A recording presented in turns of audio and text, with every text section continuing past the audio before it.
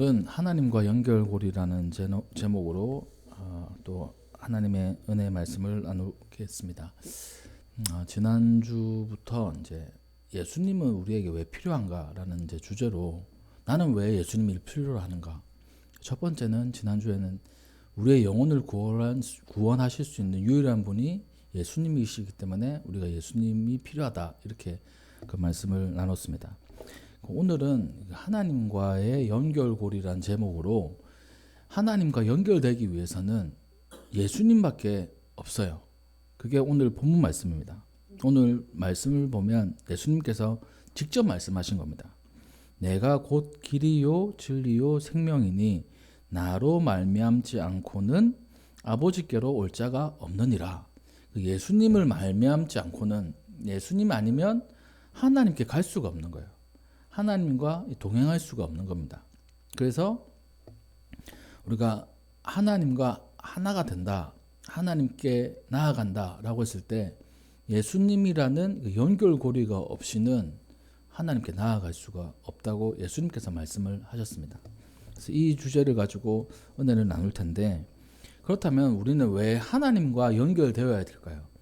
우리는 왜 하나님께 나아가야 되고 하나님과 동행하는 삶을 살아야 될까요? 물고기는 물을 떠나서 살 수가 없습니다. 물론 그 물고기들 중에는 물을 떠나서 살 수 있는, 어느 정도 시간까지는 살 수 있는 물고기들이 있습니다. 제가 이제 예전에 낚시를 할 때 대개 물고기들은 물에서 조금만 밖에 있어도 이렇게 죽잖아요. 근데 살아가는 물고기들이 있어요.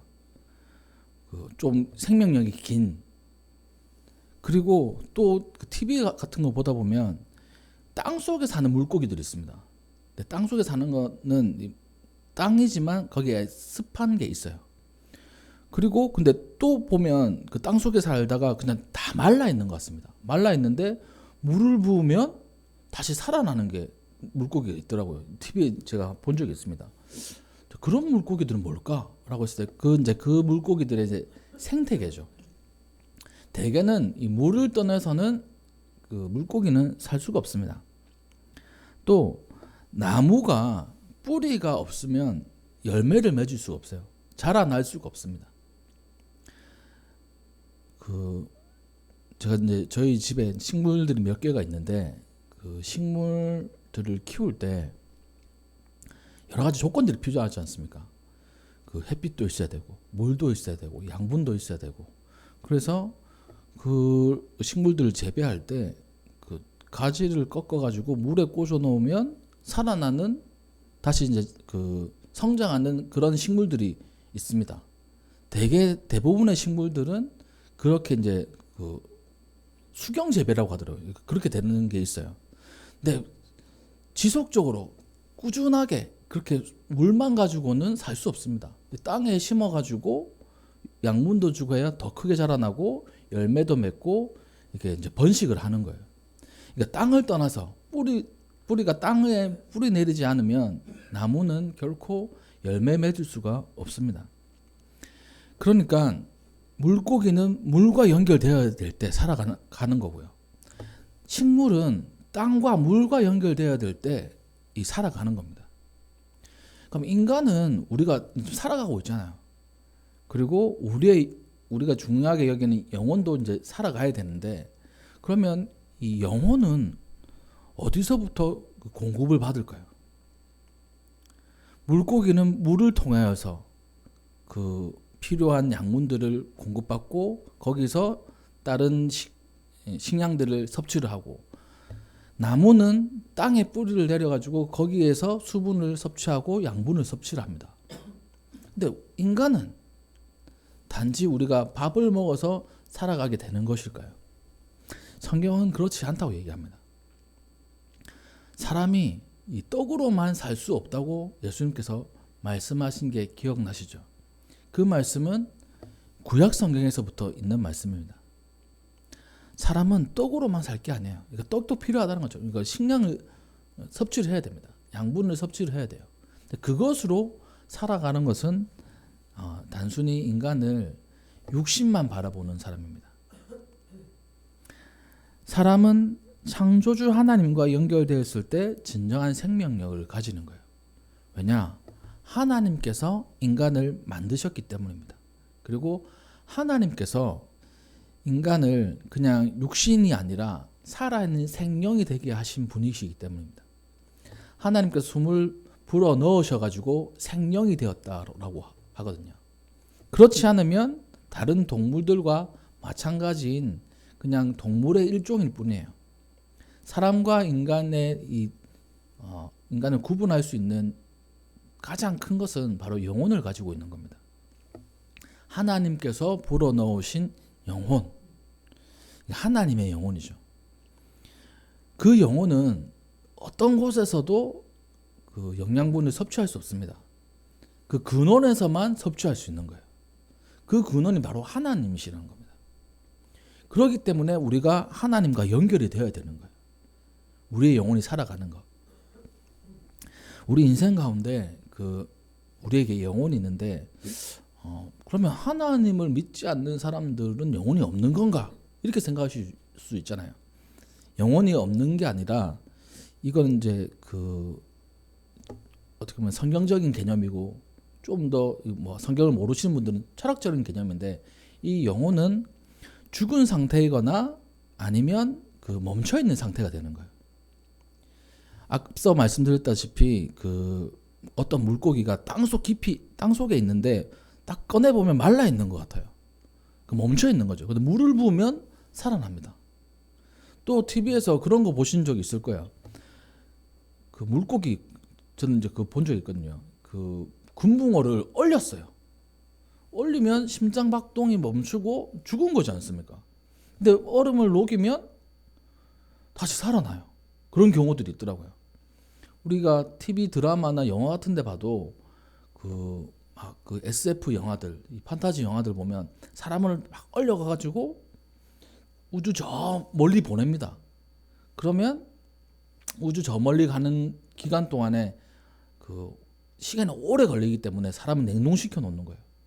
도착하면 그 냉동이 풀리면서 심장 박동이 또 뛰고 사람이 살아가게 되는 그런 경우들. 그러니까 우리의 영혼이 하나님과 연결되어 있지 않으면 죽은 상태 혹은 정지된 상태가 되는 거예요. 그래서 그 삶 가운데 필요한 것은 하나님으로부터 오는 공급이라는 겁니다.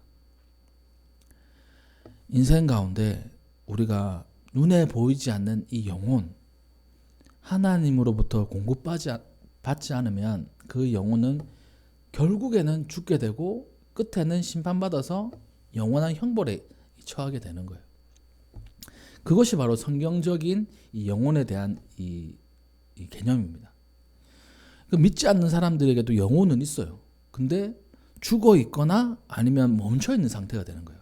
그렇게 되면 우리의 인생 가운데 아무리 육신의 공급들이 많고 또 아는 것이 많고 또 물질적인 공급들이 많다고 할지라도 영혼에 피폐함이 생긴 겁니다. 마음이 망가지기도 하고요. 육신이 망가지기도 하고요. 또한 정신이 망가지기도 하는 거예요. 또 그렇게 생각하다 보면 하나님 믿는 사람들은 병 안 걸리나? 또 하나님 믿는 사람들은 마음에 병 없나? 그럴 수 있잖아요. 그럴 때 하나님 믿는 사람들은 육신의 질병, 또 마음의 병, 또 인생의 공허함 이런 걸 할 때 우리가 치료해야 될 부분 다 치료하는 겁니다. 근데 진짜 점검해야 되는 거는 내가 하나님과의 연결이 바로 되어 있는가를 점검하는 거예요. 하나님 믿는 사람들은 이게 더 다른 겁니다. 예수님 믿지 않는 사람들, 하나님 믿지 않는 사람들은 자신에게 닥쳐오는 질병이나 또 공허함, 우울증 여러 가지 것들을 향해서 다른 방법들을 사용하죠. 우리도 그런 방법들 사용해요. 근데 한 가지 다른 점은 뭐냐면 내가 하나님과 잘 연결되어 있나 아닌가를 점검하는 것이 믿는 사람과 믿지 않는 사람의 차이라는 거예요. 그래서 결국에는 우리가 하나님과 연결이 잘 되어 있는가 아닌가를 살펴봐야 되는 겁니다. 맨 처음에는 하나님께서 그 숨을 불어 넣으시면서 하나님과 연결이 잘 되었어요. 그래서 하나님과 동행하는 삶을 살았습니다. 그것이 바로 아담과 하와의 삶이었어요. 하지만 그 연결이 끊어졌습니다. 그 연결이 끊어진 것은 바로 죄라는 것이 들어와 가지고 그 연결을 끊어 놓은 거예요. 하나님께서 싫어하시는 것이 무엇이냐라고 했을 때 이 죄입니다. 죄. 죄가 들어와서 하나님과의 연결고리를 끊어 놓아 버린 거예요. 아담과 하와, 또 그 이후에 지금까지도 인간들은 죄 가운데 살아가고 있죠. 그래서 하나님과 연결이 제대로 되지 않는 겁니다. 말씀드렸다시피 처음부터 단절되어 있었던 게 아니에요. 인간의 죄, 또 교만, 내가 내 삶의 주인이 되겠다. 하나님의 뜻이 아니라 내 뜻대로 살아가겠다. 죄가 하나님과 우리 사이를 갈라놓았던 것입니다. 이사야 59장 2절에는 오직 너희 죄악이 너희와 너희 하나님 사이를 갈라놓았고 너희 죄가 그의 얼굴을 가리어서 너희에게서 듣지 않으시게 함이라 라고 이렇게 말씀하고 있습니다. 이사야 선지자는 오직 너희의 죄악이 너희와 너희 하나님 사이를 갈라놓았다 라고 이렇게 선포하는 거예요. 이 단절로 인해서 우리에게는 우리가 겪고 있는 이 모든 문제들이 발생하게 된 겁니다. 인간들에게는 고통과 불안 또 죽음이 찾아오게 되는 거예요. 그래서 우리 삶 가운데 이 고통스럽고 불안하고 또 죽음에 대한 공포, 또 삶의 여러 가지 문제에 대한 공포, 또 두려움이 생길 때 우리는 어떻게 해야 되느냐?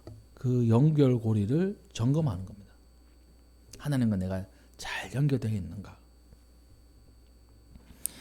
하나님을 잃어버린 인간은 본능적으로 그 빈자리를 이제 채우려고 하는 거예요. 우리의 욕망들이 무엇인지 아십니까? 우리가 욕망을 가지고 그 욕심을 채우려고 하는 모든 행동들은 사실 하나님의 공백인 거예요. 하나님의 공백. 하나님께서 불어넣어 주시는 영양분, 그 공급원이 없어졌기 때문에 다른 것에 의해서 계속 체험을 받으려고 하는 거예요. 어떤 분은 술을 통해 가지고 체험을 받습니다. 그럼 그 맛있게 드시고 또 그 후에는 공허함이 찾아와요. 막 속쓰림이 찾아오기도 하고. 어떤 사람들은 게임에 이제 그 게임 속에서 그걸 찾습니다. 어떤 사람은 도박도 하고요. 또 어떤 사람들은 약도 하고요. 뭐 여러 가지 그 체험을 얻기 위해서 하는 게 있죠. 잠깐 그것이 나에게 만족감을 줄지 모르겠지만 우리에게 영원한 만족을 주진 않습니다. 영원히 그것을 통해서 행복하지 않아요. 혹은 그것을 통해서 우리의 인생을 망가뜨리는 경우들이 참 많습니다.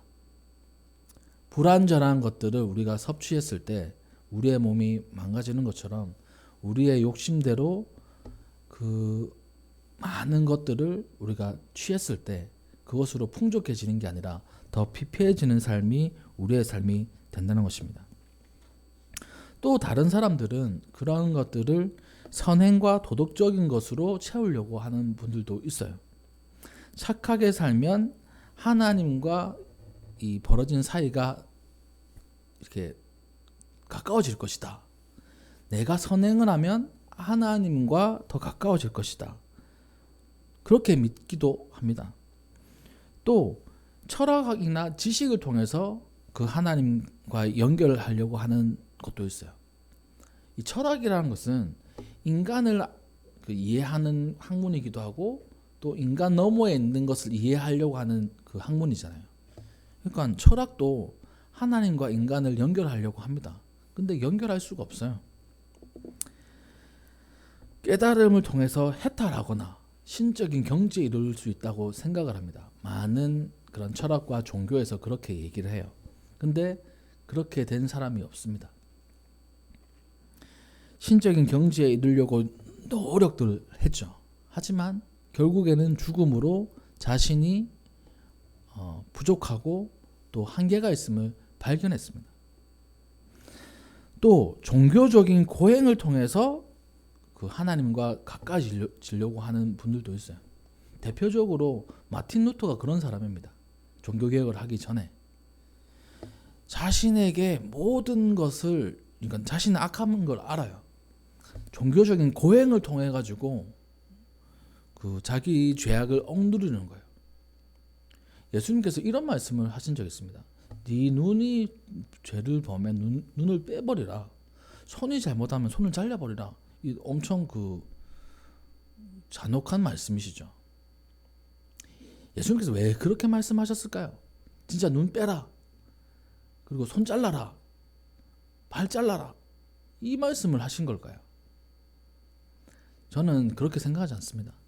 너네 아무리 애쓰고 노력해도 죄에서 이겨낼 수 없지. 사실 우리가 눈이 잘못한다, 손이 잘못한다고 잘라낼 사람이 누가 있겠어요, 사실. 물론 이 역사 속에는 그런 사람들이 있습니다. 실제로 마음의 음욕이 계속 일어나가지고 스스로 거세한 사람들이 있어요. 근데 예수님의 뜻을 모르고 하는 겁니다. 예수님께서 그걸 다 잘라내라고 하는 게 아니고 그만큼 너네가 약하다는 것을 깨달으라고 말씀하신 거예요. 너네 너희 의지로 손 잘라낼 수 있냐? 네 의지로 눈을 빼어버릴 수 있냐? 이렇게 말씀을 하시는 겁니다. 그래서 우리 그렇게까지는 못해요. 그래서 예수님께서 우리에게 하시는 말씀을 잘 들어야 되는 거예요. 선행과 도덕, 철학과 지식, 종교적인 고행 이런 걸 통해서 하나님과 가까워질 수 없습니다. 아무리 애를 쓰고 아무리 노력해도 하나님과 가까워질 수 없어요. 하나님과 연결고리가 다시 생성되지는 않습니다. 우리가 하루 종일 기도하고 우리가 맨날 기도한다고 해서 하나님과 가까워지는 거 아닙니다. 그러면 기도 안 해도 되는 건가? 또 그것도 아니에요, 사실. 기도 자체로 매번 우리가 예배를 드리고 새벽 예배를 드리고 주일 예배를 드리고 수요 예배를 드리고 여러 가지 예배를 드린다고 해서 하나님과 가까워지는 거 아닙니다. 그 속에 참 뜻을 깨닫는 사람이 가까워지는 거예요.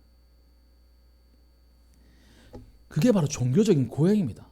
우리 성도님들이 종교적인 고행을 그 마음속에 가지고 있는 분들이 있어요.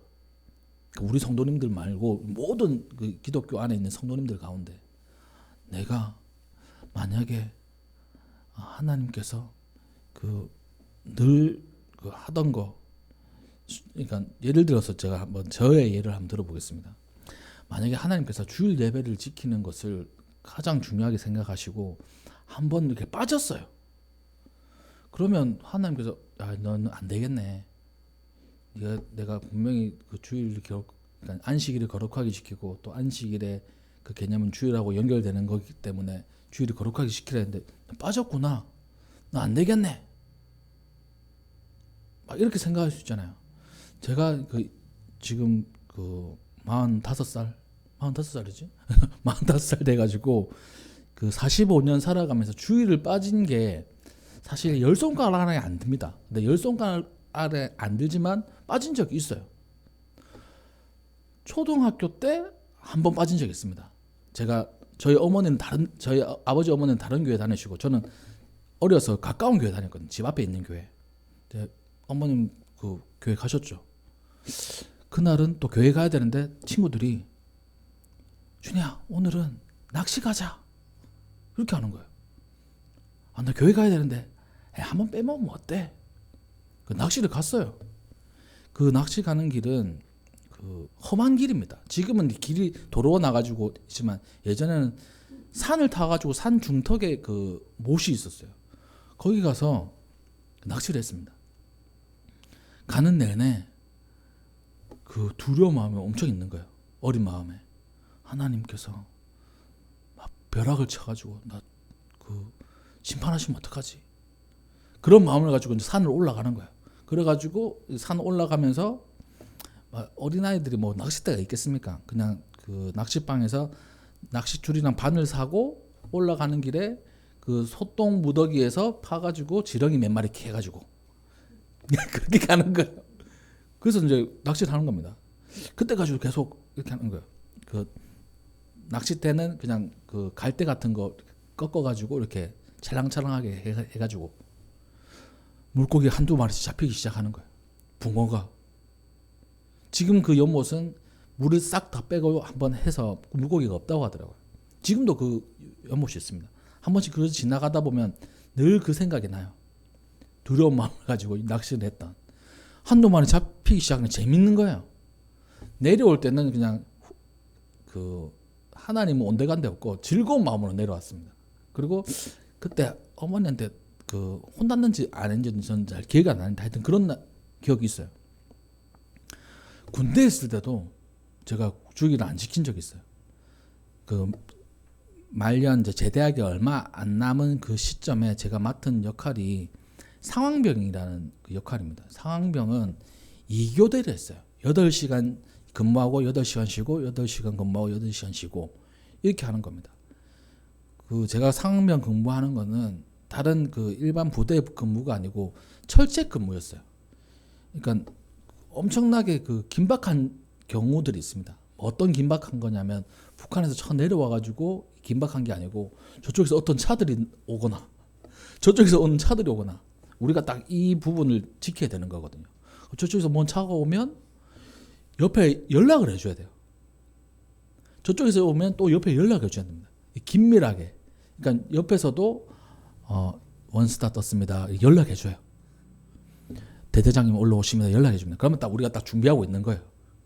그런 긴박한 일들을 하는데 8시간씩 하다 보면 예배 시간에 걸리잖아요. 그러면 못 가는 겁니다. 또 그 나머지 8시간에 쉬는 시간에 걸리면 이제 가면 되잖아요. 근데 그 철책선은 교회가 없어요. 밑으로 내려가야 됩니다. 왔다 갔다 하면 한 4-5시간 이렇게 걸려요. 그러면 잘 수 있는 시간이 없습니다. 그러면 못 쉬면 24시간 눈을 뜨고 있는 거예요. 그래서 한 몇 번은 그렇게 했어요. 근데 안 되겠더라고요. 그러니까 뭐 어떤 사건도 있었고 너무 잡아가지고 자다가 한번 대대장님한테 걸린 적이 있었어요. 큰일 나는 거죠. 영창이죠, 영창. 근데 그 대대장님이 용서해 주셨어요, 저를. 왜 용서해 주셨나? 대대장님 우리 그 부대에 오면 제가 같이 탁구를 쳐드렸거든요. 제가 탁구를 잘 치는 건 아닌데 잘하는 게 뭐냐면 아슬아슬하게 지는 거 잘합니다, 제가. 대대장님한테 아슬아슬하게 계속 지는 거예요. 그럼 대대장님이 재밌죠. 자기가 이기니까. 너무 그러니까 그렇게 해가지고 저하고 좀 친해졌어요. 용서해 주셨어요. 그래. 아 이래가 안 되겠다. 내가 예배를 안 가야 되겠다. 이 생각을 했던 거예요. 그래서 한 1주, 2주 이렇게 예배를 안 갔습니다.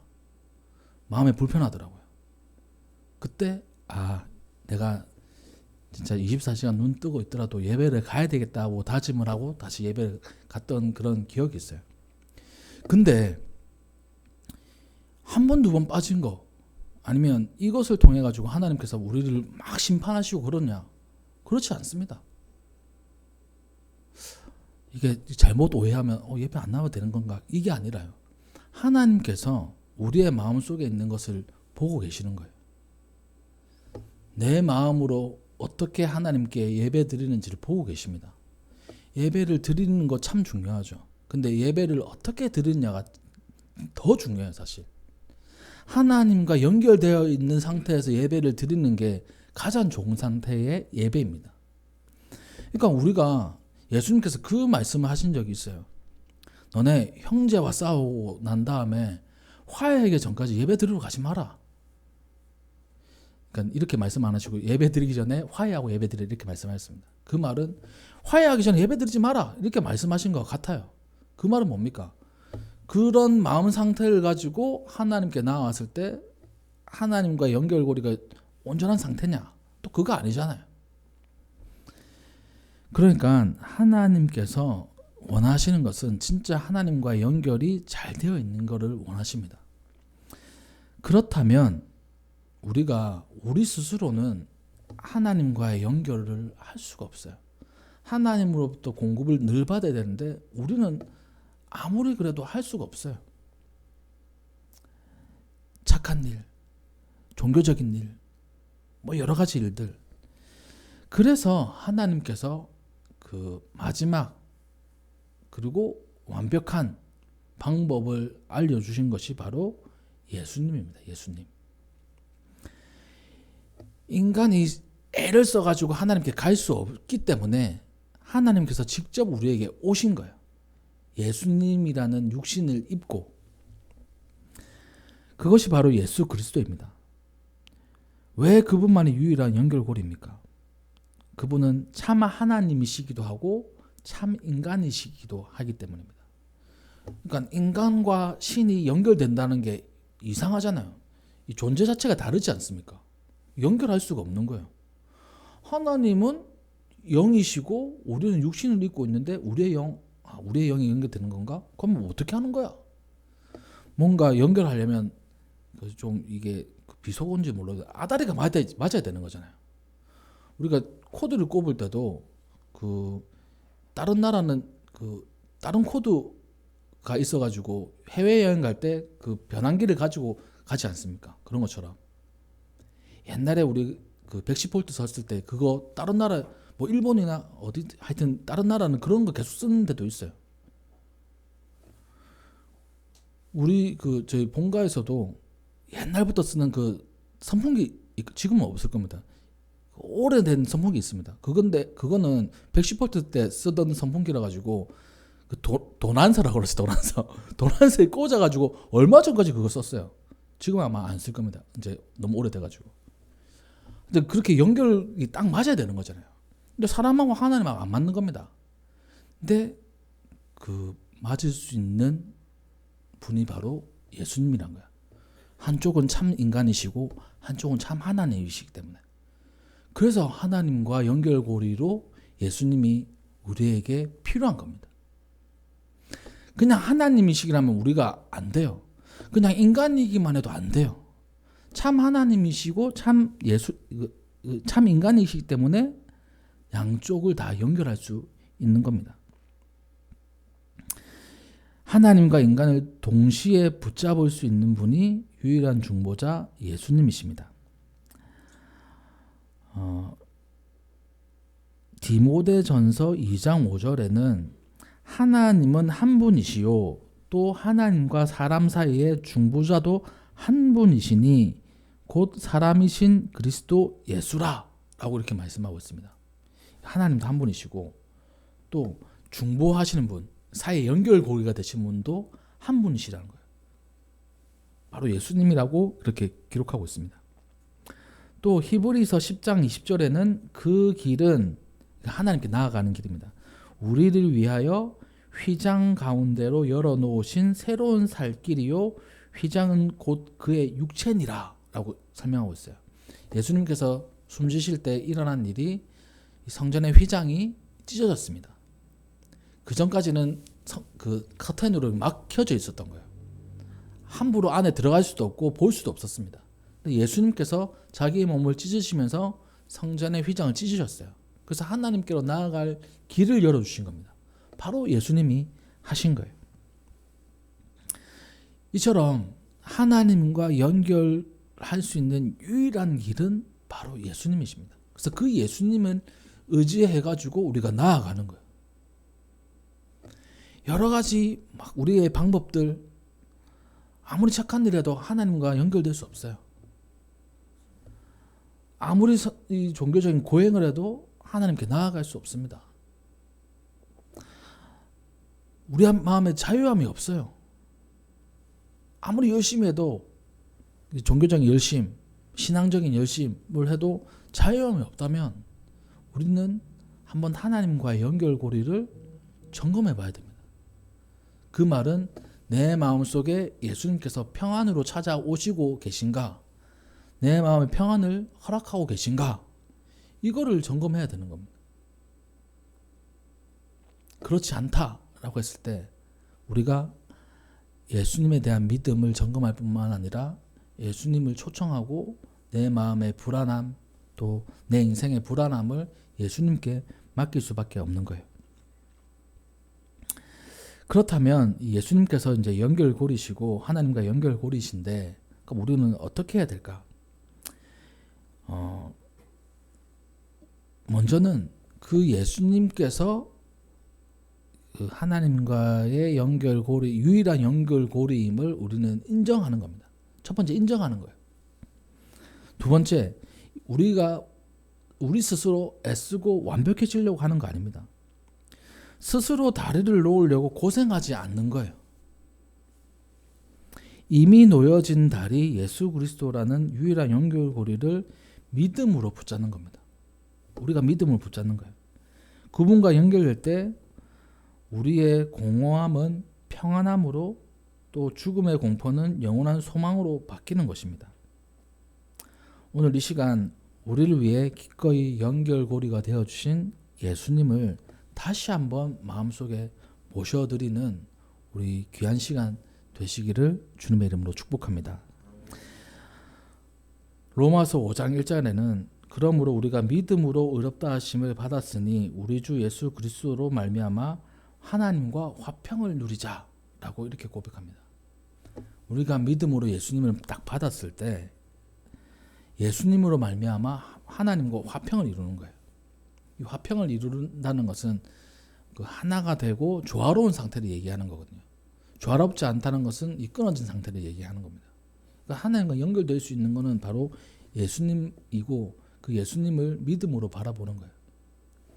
혹시 마음속에 불안함과 또 초조함, 또 그 인생 가운데 공허함 이런 것이 있는 분들이 계신가요? 나는 예수님 믿는 사람인데 왜 이렇지? 라고 이렇게 생각하시는 분 있으신가요? 그러면 우리는 다시 한 번 더 이렇게 생각하면 됩니다. 다시 한 번 더 믿음으로 나아가면 되는 거예요. 예수님께서 내 삶에 하나님과 연결시켜 주시는 이 연결고리구나. 내가 그것을 한번 점검해야 되겠다. 세상의 모든 그 제품들은 AS가 필요합니다. 끝까지 쓸 수 있는 거 없어요. 혹시 끝까지 쓸 수 있는 거 뭐 있는 거 생각나십니까? 안 돼가지고 버리거나 AS 해가지고 고쳐서 쓰거나 이렇게 하지 않습니까? 뭐 핸드폰 같은 경우는 이제 뭐 AS 해가지고 더 이상 안 되면 바꾸기도 합니다. 옷도 꼬매서 입기도 해요. 양말도 꼬매서 신기도 하고. 근데 그 범위를 벗어난 거 있지 않습니까? 꼬맬 수 없는 것처럼, 꼬맬 수 없는. 제가 이제 그 마지막 말씀을 드리고 이제 말씀을 마무리할 텐데, 저도 이제 옷을 입다 보면 저 예전보다 이제 살이 많이 쪄가지고 모든 사람들의 근심 걱정인데, 그 때로는 그 바지가 터져요. 그 바지가 터지면 수선을 합니다. 그래서 그 산 회사에 수선을 맡기면 한두 번 이렇게 해줍니다. 공짜로. 근데 수선 안 해줄 때가 있어요. 크게 터지거나 아니면 또 천이 없거나. 그러면 그 고객님 이거 이제 천도 없고 또 크게 터져가지고 이거 이제 만약에 수선을 하면 그 다다다닥 천을 대고 박아야 되기 때문에 티가 납니다. 이렇게 얘기합니다. 그래서 그 바지가 제가 꼭 필요하면 그 티가 나더라도 그 수선해 주세요 라고 하거나, 아니면 아 그렇습니까? 그러면 그 바지는 포기하겠습니다. 이렇게 얘기하거든요. 수선해가 쓰기도 하고 아니면 수선하지 못하는 경우가 이르게 되는 거예요. 우리의 인생은 어떨까요? 우리는 늘 수선해야 돼요. 우리 완벽하지 않습니다. 수선하지 못할 경우가 없어요. 사실 인생이라는 거는 완벽하지 않습니다. 늘 우리 마음속에 공허함도 생길 때도 있고 문제가 생길 때도 있고 두려움이 생길 때도 있어요. 저도 목사지만 두려움이 생길 때가 참 많습니다. 우리 아이들하고도 얘기하는데 두려움이 생길 때가 있어요. 예전에는 두려움이 90이었다면 지금은 한 10, 뭐 이 정도 된다. 뭐 이렇게 얘기를 합니다. 그럴 때 나와 예수님과의 연결고리를 한번 점검하는 겁니다. 그래, 내 예수님이 계시지. 예수님께서 나를 붙잡고 계시지. 그 믿음을 가지고 다시 한번 더 내 인생을 그 포맷하는 거예요. 또 예수님께서 나를 수선해 주시는 겁니다. 믿음을 꼬매 주시는 거예요. 그러면서 제가 힘을 얻는 겁니다. 우리 가족들이 힘을 얻고 우리 성도님들도 그렇게 힘을 얻는 거예요. 당장 그 우리 가정 가운데 수선할 게 있어가지고 고민된다. 당연히 우리가 살아가다 보면 AS 받아야 되는 거예요. 내 이 인생 가다 보면 AS 받아야 되는 겁니다. 하나님으로부터, 예수님을 통해서. 그러기에 불완전한 나, 불완전한 우리, 또 불완전한 이 사회 다 하나님으로부터 그 AS 공급을 받아야 되는데 그 공급의 연결고리는 예수님밖에 없습니다. 예수님을 통해서 우리 모든 성도님들이 다시 한 번 더 회복되는 귀한 역사가 일어나시기를 주님의 이름으로 축복합니다. 예수님께서 내가 곧 길이요 진리요 생명이라고 말씀하셨습니다. 예수님께서 길이 되세요. 우리의 갈 길 예수님께서 인도해 주십니다. 예수님께서 진리가 되십니다. 예수님께서 진리라는 말씀은 다른 것은 진리가 아니라는 거예요. 예수님만 진리라는 겁니다. 또 예수님께서 생명이라고 말씀하셨습니다. 이 생명은 우리 인생 가운데 가장 중요한 거예요. 이 생명이 바로 예수님이시란 겁니다. 이 생명 예수님께서 나로 말미암지 않고는 아버지께 올 자가 없다고 말씀하셨습니다. 즉 이번 한 주 또 예수님을 묵상하실 때 내 삶에 그 AS가 필요한 부분들이 떠오른다. 또 내 인생이 뭔가 좀 막혀 있는 것 같다. 그럴 때 예수님을 계속 마음속에 묵상해 보세요. 또 예수님께서 나의 중보자 되시고 연결고리 되신다는 것을 늘 마음속으로 선포하고 또 입술로 선포해 보세요. 분명히 우리 인생 가운데 무너진 부분들을 회복시켜 주시고요. 또 부족한 부분들 채워주시고요. 찢어진 부분들 꼬매주시고요. 상처난 부분들 약을 발라서 낫게 해주십니다. 그게 예수님께서 하시는 일이에요. 그래서 불완전한 나를 인정하고 완벽하신 이 예수님을 받아들일 때 우리 인생 가운데 주님의 은혜와 행복이 찾아올 줄 믿습니다. 그러한 이번 한 주 되시기를 주님의 이름으로 축복합니다. 네, 기도하겠습니다.